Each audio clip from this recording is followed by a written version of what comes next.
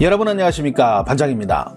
며칠 전 일본경제연구센터는 아시아경제중기예측이라는 보고서를 통해 일본의 1인당 GDP가 2027년에 한국에게, 2028년에는 대만에게까지 따라잡힐 것이라고 전망해 일본 현지에서도 큰 파장이 일었으며 중국과 대만에서도 관련 뉴스를 연일 내보내고 있는 상황입니다. 2020년까지만 해도 일본의 1인당 GDP는 39,890달러로 한국을 25%, 대만을 42%나 웃돌았지만 2027년 약 45,000달러가 되는 지점에서 한국이 일본을 처음 앞서는 것으로 나타났으며, 여기에 2035년이 되면 한국의 1인당 GDP는 6만 달러를 넘어서는 반면 일본은 5만 달러를 터뜨려야 할 것이라는 일본 입장에서는 아주 우울한 전망을 내놓았습니다. 일본의 평균 연봉은 2015년에, 1인당 구매력은 2018년에 처음으로 한국에게 역전을 허용했습니다. 일본이 이렇게 된 가장 큰 이유는 급여 수준이 30년째 제자리 걸음을 한 탓입니다. OECD에 따르면 2020년 일본인의 평균 연봉은 39,000달러로 하나로 약 4,600만 원으로 30년 전과 비교하면 겨우 4%밖에 늘지 않았습니다. 일본경제연구센터는 이러한 차이가 발생하는 가장 큰 이유로 일본의 낮은 노동 생산성을 이유로 들었는데, 이는 일본이 디지털 개혁에서 뒤떨어졌기 때문이라고 분석했습니다. 작년 12월 17일 일본 참의원 예산위원회에서 오토키타 슌 의원이 한국과 일본의 디지털화에 대한 비교 도표를 들고 나온 부분을 보면 일본의 디지털화 비율은 15.1%를, 한국은 98%로 확연한 차이를 보였습니다. 이날 이 질의응답은 일본 NHK 방송을 통해 중계됐는데, 발표에 나선 오토키타 의원은 일본 공문서의 디지털화는 입에 담기 부끄러울 정도로 뒤떨어져 있는데 이미 거의 100%가 된 한국이나 해외와 비교해도 이상하게 뒤처져 있다고 말하지 않을 수 없다고 지적하면서 외국처럼 일본도 조기에 완전 디지털화를 지향할 필요가 있다고 제안하기도 했습니다. 물론 일본 정치인들은 공개적인 자리에서 디지털화의 강도성을 피력하지만 공적 문서의 전자화에 앞장서지는 않아 보입니다.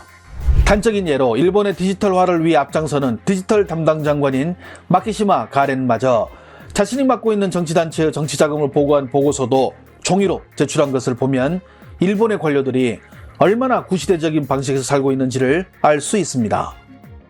중국은 아직 개발도상국으로 일본을 넘보는 것은 현실적으로 훨씬 더 미래의 일이기 때문에 관련 보도가 형식적인 수준을 유지한 반면 2028년이면 대만에게도 자리를 역전할 것이라는 전망 때문인지 대만의 언론들은 관련 기사를 셀 수 없이 많이 보도하고 있습니다. 먼저 대만의 재경신문은 한국과 일본, 대만의 여러 경제적 수치를 비교 분석하며 조만간 일본이 1970년대부터 유지해온 선진국 자리는 물론 G7의 위치도 한국에게 양보할 처지에 놓였다고 전했습니다. 일본의 저명한 경제학자이며 재무성 관련 출신인 노구치 유키오의 기고문을 소개한 재경신문은 일본이 선진국 탈락을 목전에 두고 있으며 2030년경이 되면 일본의 1인당 GDP는 OECD 평균의 절반 정도 되는 수준을 유지, 상승세를 계속 유지 중인 한국에게 모든 수치들이 역전돼 일본은 선진국에서 탈락할 것이라 보도했습니다. 특히 일본 내에서는 오랫동안 한 수 아래로 여겼던 한국에게 노동 생산성을 비롯 GDP까지 역전된다는 보고서들이 속속 등장하고 G7 회원국 자리까지 한국에 빼앗길 수 있다는 경고음이 들리지만 일본의 젊은이들은 한국 같은 경쟁사회는 싫다며 현실을 외면해 위기의식을 느끼지 못하고 있는 점이 더 큰 문제라고 전했습니다. 신신문은 한국에게 이미 추월을 당하고 있는 일본 경제가 어쩌다 이 지경에까지 이르게 됐는지 일본 각지의 전문가들과 일본 네티즌들의 반응까지 더해가며 특집 보도를 하기도 했습니다. 일본 총합연구소의 경제센터 연구주임인 이시카와 토모 이사는 현재 일본의 직장인들은 철저한 연봉 서열과 철밥통에 적응되어 자기개발이나 기타 상호 간의 경쟁관계가 완전히 사라져 임금이나 직장 환경 등에서 우수한 인재를 데려오기가 더 힘들어졌으며, 이러한 상황은 결국 한국과 같은 경쟁력 있는 국가에 자연스럽게 밀릴 수밖에 없다고 분석했습니다. 케이오 대학 경제학부의 케이치로 고바야시 교수는 고령화와 출산율 저하, 소득의 재분배가 이루어지지 않은 현재 일본의 상황은 한국에 비해 더 암담한 미래를 보여주고 있으며, 여러 보고서를 통해 드러난 한일 간의 격차 감소는 이제 피부로 와닿고 있어 현재 일본은 한국은 물론 대만에게까지 위협받는 신세가 되었다고 전했습니다. 매체는 일본 네티즌들의 반응도 다양하게 전했는데요. 급여는 적고 앞으로 오를 기대도 하지 않고 있다. 이미 결혼했고 아이를 원하고 있지만 키울 엄두가 나지 않는다. 한국에게 밀리는 것은 이미 예전부터 진행된 일 아닌가?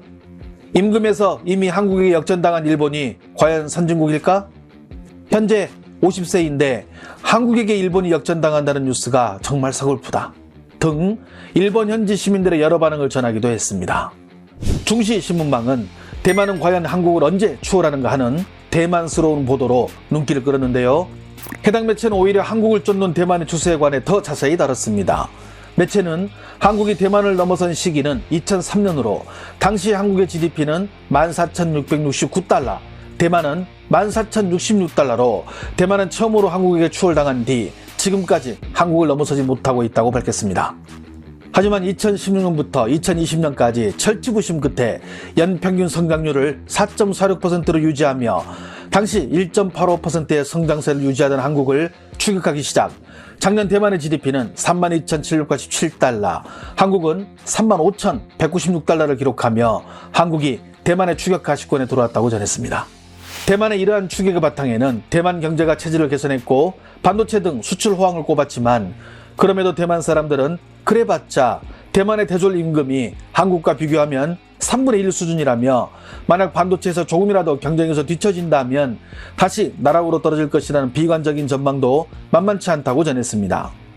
경제일보는 일본이 한국에게 쫓기는 신세가 된 가장 큰 요인으로 실패한 디지털화와 영어 실력을 꼽았습니다.